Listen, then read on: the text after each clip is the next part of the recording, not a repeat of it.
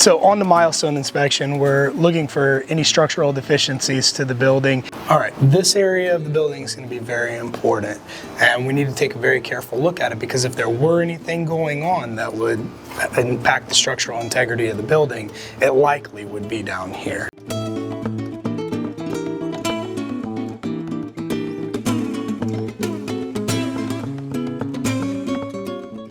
Anything that could affect the structural integrity of the building. We're also looking at minor things as well. Dave, you got a little more exposed rebar under this stair here as well. Nothing major, but it needs to be patched. Do you see it all right here? And then you got this, you got this spalled area right here under the corner. Exact same spot as the other one, entrance there.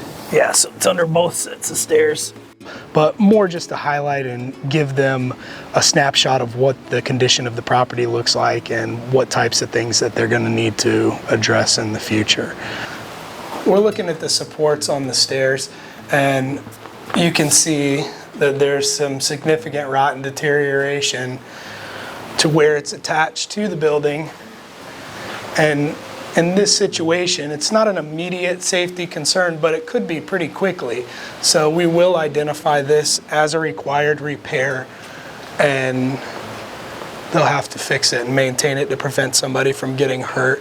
If it were a little bit worse and it seemed like somebody was going to fall through the stairs next week, there's a chance that we would ask for this area to be closed off until it was fixed. It's not quite there. We're not trying to hurt anyone or cost anybody a bunch of money. We're just trying to make sure that they have a good idea of how to properly maintain their building and continue on their maintenance schedules. And if there's any areas that are not commonly looked at, underneath stair risers, underneath the bottom of the buildings, foundations, things like that.